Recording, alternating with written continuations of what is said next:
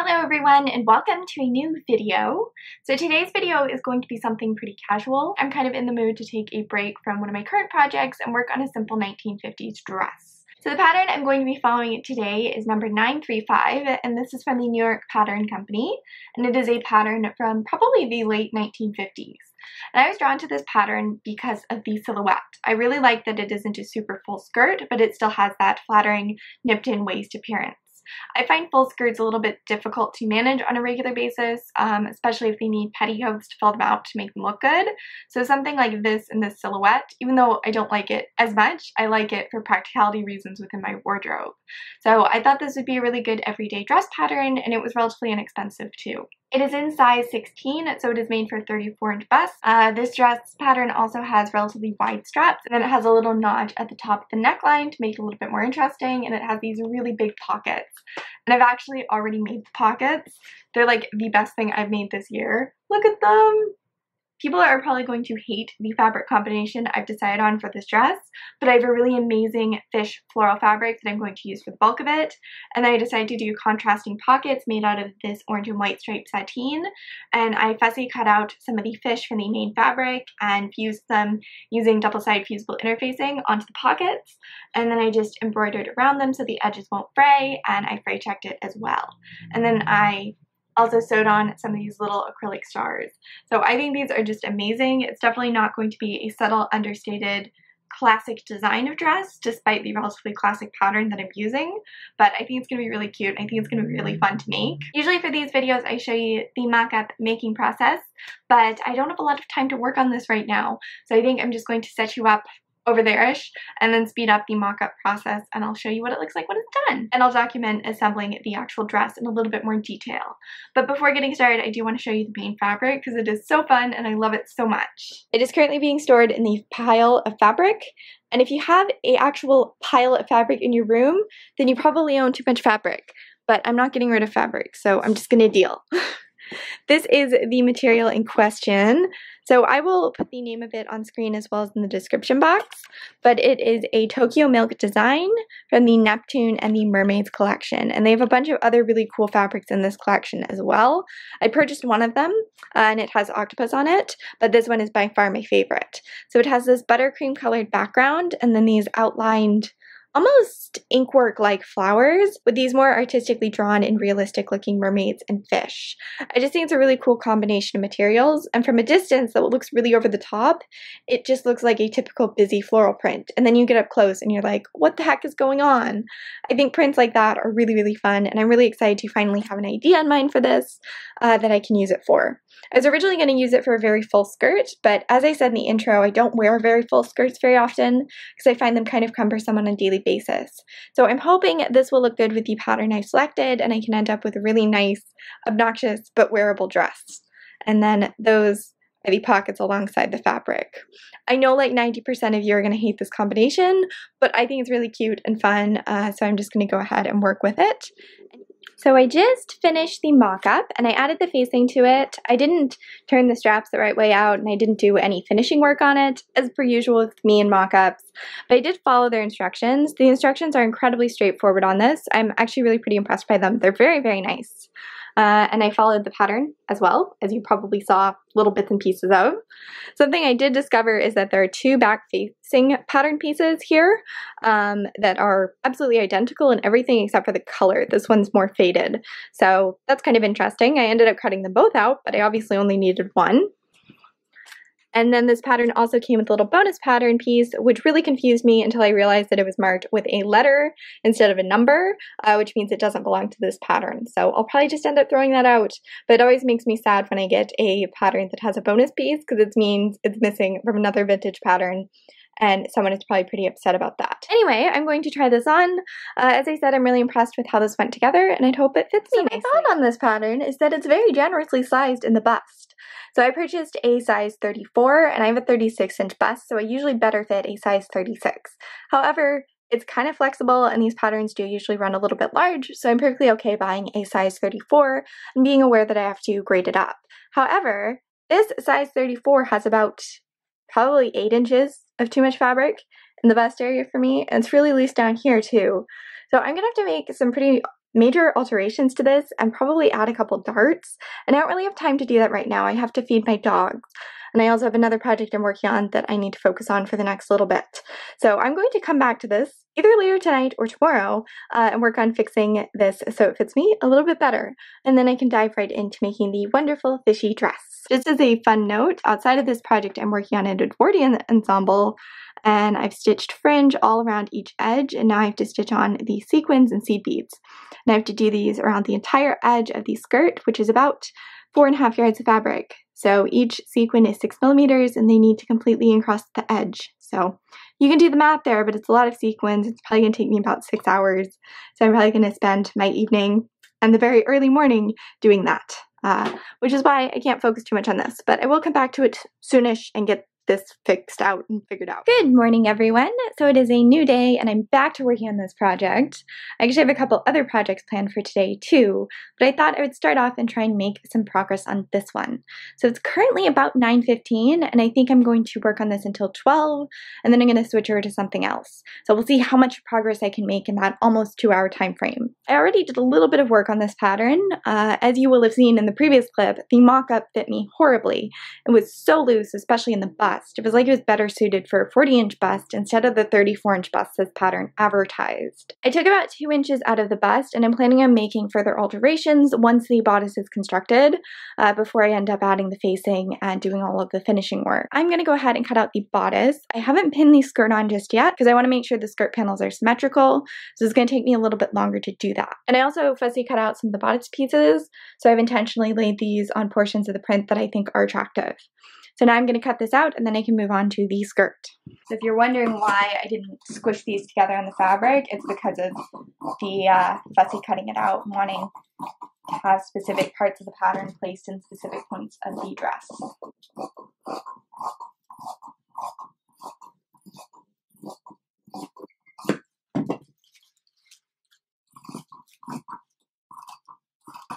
I was a little worried that I wouldn't have enough fabric to fuzzy cut it, but I have plenty of material for this.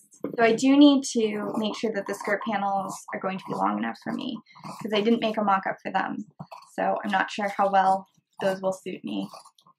And I've been thinking about the closures on this dress, and I think I'm going to do up the sides with a couple buttonholes just because I like that better than a placket. I think it looks nicer.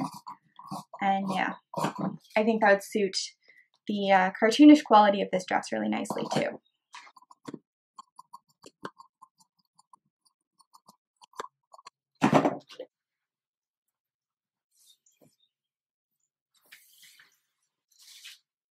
I might add an inch to the hem of these, and I think I'm going to add an inch to the sides too, just in case the hips end up being tight on me. So that's the back panel. I'm going to cut out the front panel first, just so I can get the design perfect on this one, since it's what you're going to see and it matters a little bit more to me.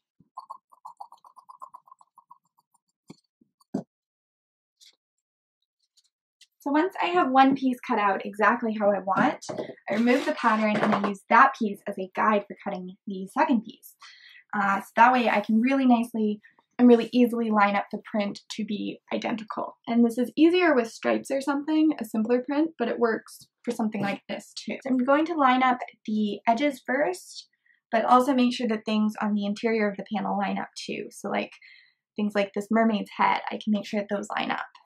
I just realized one of the fish I worked so hard to get lined up is probably going to be cut off when I hem it. Oh well.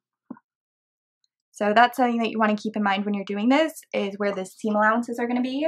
So like you wouldn't want to position a fish's head right here because then that's going to get cut off when you stitch the pieces together. That's pretty much perfect. Everything's lined up really nicely. So I can go ahead and cut it out.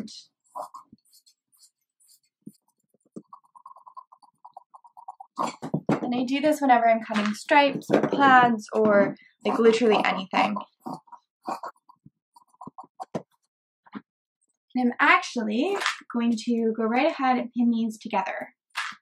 And when I'm pinning these together, I'm going to make sure that each pin goes through the same point on the print. So if one pin on this side of the fabric is going through the top edge of a flower, then I want it to be at the same point on the underside of the fabric. Or on the other piece of material, I guess. And if you want to be extra careful, you can go ahead and baste this too. Sometimes I'll do that, especially if it's stripes or a simpler print where if it's ever so slightly off, it's going to really detract from the garment. Okay, so I'm just going to sew this quickly off camera, and then I will come back and open it up and we'll see if I did it perfectly. So now I just check the design and make sure that everything lines up nicely. And I think it's pretty good. It's not perfect, but it's pretty good. Now we shall repeat this with the back panels. You might be wondering why I didn't just decide to cut this on the fold and have the print going straight across the body. And that's because I just felt like that would look, I don't know, not awkward, but I didn't think it would look as interesting as what I'm doing with it. This has the print kind of level with the hem, so even though it's on an angle down the center front, it kind of moves in the same direction as the skirt without distorting the pattern. So I really like that, and I think that's a nice little detail. A print like this can also look very tacky and very cheap, and I think some level of fabric manipulation can help make it look a little bit, not necessarily more expensive, but when you show clear effort into a garment, I think that does help class it up a little bit, I guess. And I know sometimes with busy prints, it's very easy to just do the easy thing and to not do a lot with it. And sometimes that's the best thing to do, but other times I do think that playing around with it can lead to a more interesting garment, more expensive looking garment, and a garment that showcases the print better than something really simple might.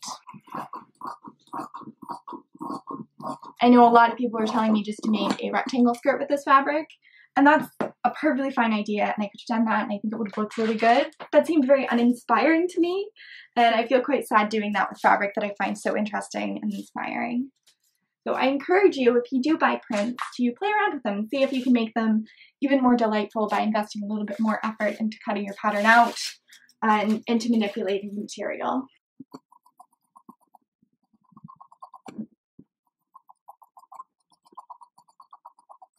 Now I'm going to sew these panels together as well. I ended up pinning the pockets onto the front panels of the skirt.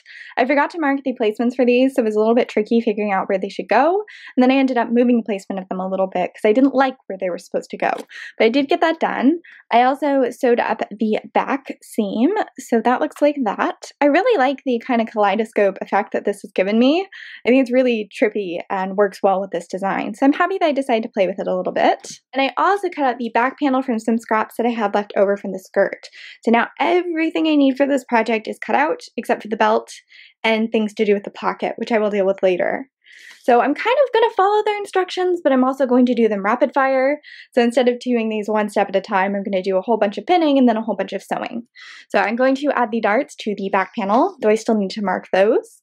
I'm also going to sew up the front panels, which are over here. I'm going to sew the straps into tubes and then turn them right side out so the edges are finished. And the strap piece is right here. I'm probably going to pin them onto the bodice and do a fitting to see how it fits, and then potentially make more alterations to the bust of the bodice before sewing on the facing and finalizing the strap placement. But I will sew together the facing just so I have that ready to go, and I will also fold the bottom edge inward and tack it down so that edge is nicely finished on the final garment. So the facings are up there, straps here, back panels here, front panels here, pockets and stuff over there-ish. So I'm going to go ahead and do a whole bunch of pinning on this.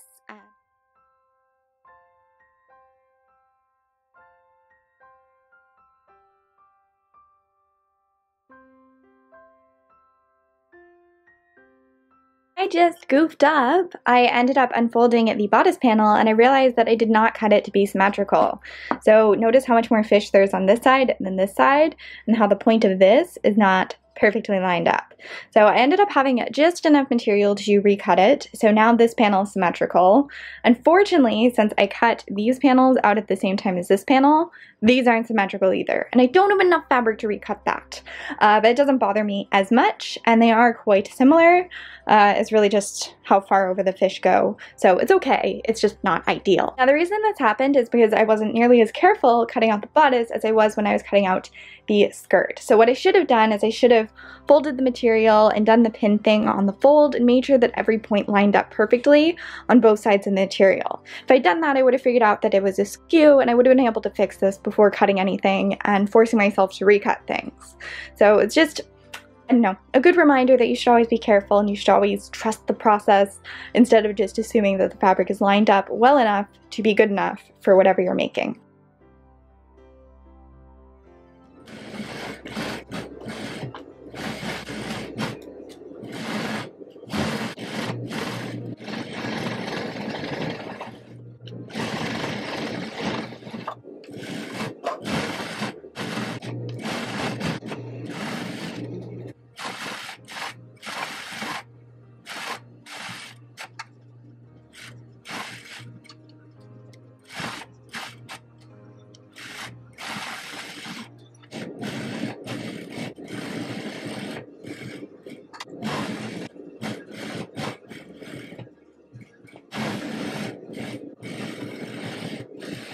Okay, so I just finished doing a whole bunch of sewing. I got the facing assembled and I got the bottom edge finished. I also sewed darts into the back panel. I sewed up the straps. I sewed the bodice panels together, and I'm really annoyed by how much this doesn't line up, but I looked through all my fabric scraps and I can't recut that piece, so I'm dealing with it, but I like how this side looks a lot more. And I also sewed the pockets on, but that's like 2 feet away and I'm not going to walk that far. So now I'm going to turn these straps the right way out, and then I will sew the side seams for the bodice and sew the straps on and sew the facing in, and hopefully I can get the bodice together before I run out of time. It is currently, I think, 11:38, 11:39. So I've got 20 minutes to get the bodice together, which should be plenty of time, but those are kind of famous last words, aren't they? But first I have to turn these tubes the right way out, so wish me luck with that. They're not really long enough for me to use my usual method, but I feel like my usual method might be faster. Actually, these are pretty easy to turn right way out. I'm going to use the all-important technique of flinging it around.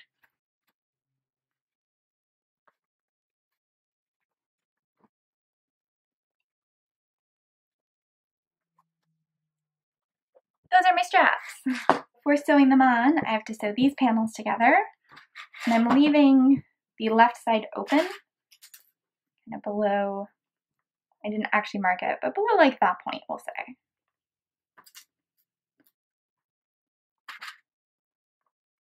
Now, with the right sides facing each other, I'm going to sew the facing in. Oh, actually, I have to sew the straps on first. I almost forgot. I'm placing the straps right next to the seam of the bodice.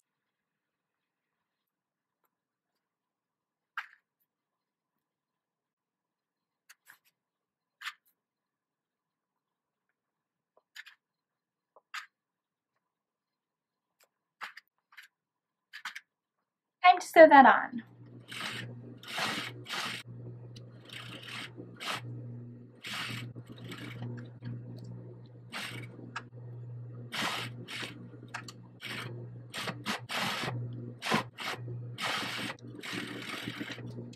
So I have 10 minutes left before the clock hits 12, but I think I'm going to leave this here for now. I went ahead and sewed the facing in as well as the straps on, and I sewed the straps on at the same time as the facing. It's really clever how they have it laid out on the pattern instructions, so I chose to follow that idea, and it worked out really well. So I've just pinned the top edge of the facing inward so I can see the neckline properly.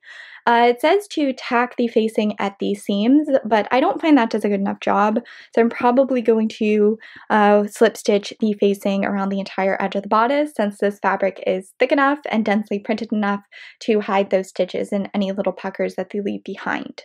But first I'm going to try this bodice on and hopefully it will fit. Alright, so this is the first fitting of the bodice, and it's not great. It's definitely better than the mock-up was, but there's still just a lot of fabric everywhere.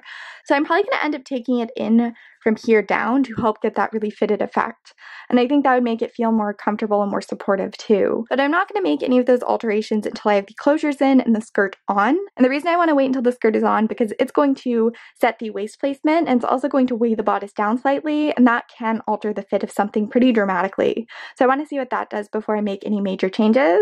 And I also want to wait until I have the closures in because that's going to give me the finalization of the bodice fitting. Whereas right now I just have it pinned. So I'm going to do alterations alterations on this bodice, but I'm going to do them after doing everything else. But I do like the placement of the print. I think it's really cute. I like how the goldfish kind of spread out from the V right here. It's just a really cute design. I'm really excited to see how it comes together. It's much later in the day now, and I made a little bit of progress on this. I'm not saying that I forgot I was filming this project, but all of my other projects today have gone really horribly, so I kind of forgot I was supposed to be filming this project. I was interrupted with a little pumpkin. Basically what I was saying is that I did up the side seams, except for the top 8 or so inches of the left seam, since that's going to be undone to create the placket. Then I sewed the waist seam, and I sewed it originally as a 1/2 inch allowance, but it was a little low on the waist and it wasn't super comfortable. So I ended up putting another line of stitching 1/4 inch below that, and then I just finished the raw edge with lace binding. So that's where I am in terms of construction for this project. I also marked the buttonholes onto the side of the front panel. So I decided to do this instead of snaps or hooks since I just think it looks a little bit nicer. So there are going to be 5 buttons up the side, and I'm going to sew them as bound buttonholes. So I've cut out the little lining pieces for them. I've also cut out the modesty panel sort of portion of the placket, which is going to serve as a base for the buttons, and I've cut out the binding, which is going to cover the raw edges for the buttonholes. And then over here are my button options, but I've decided on these ones, and I have these in orange too, so I'm not sure which color I'm going to use, but I'm definitely going to use this size. So now I shall pin these onto the front side of the buttonhole things and get these sewn. I'm happy to report that I just finished sewing the buttonholes and also sewed the buttonholes on. I actually sewed the buttons with the facing the wrong way out. So instead of doing bound buttonholes, I turned the buttonhole completely inward, and then I ended up using 2 pieces of materials to create the inner portion. So it doesn't look quite as pretty, but they look good enough and they're hidden at the underarm, so I think it's okay. There are 5 buttons down the side, and then there is a hook and bar right at the waist just to keep that secure. And now I'm going to try this on. Probably going to try it on properly, and then I'm going to try it on inside out so I can make the alterations to the bust, which I mentioned a couple of video clips ago. So here is the dress when worn. It fits pretty well, but it definitely needs to be taken in at the underbust just so I feel a little bit more secure. I'm also just using this belt as a placeholder. It does have instructions for making your own belt, but I think I might try and order a orange belt if I can. I really prefer leather belts to fabric belts because they hold their shape more, and I just think they end up looking nicer. So we'll see if I can find one online in my size that's affordable. Otherwise, I will make one to match this dress.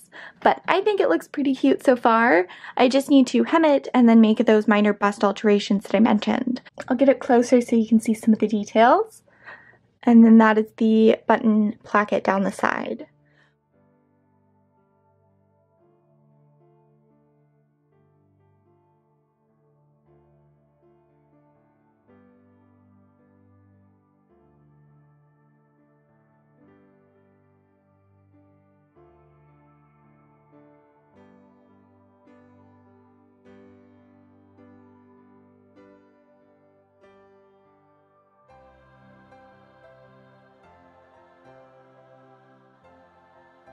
I just finished stitching the hem, and I ended up sewing it as a 3.5 inch wide hem. So I turned the bottom edge inward by 1/2 inch using my iron, and then I turned it inward by 3 inches, and I stitched that down with whip stitches. So it's a very nice hem with no visible stitches from the exterior. In fact, I don't think there's any visible top stitching on this dress except for the stitching around the pockets. And yeah, now this dress is complete.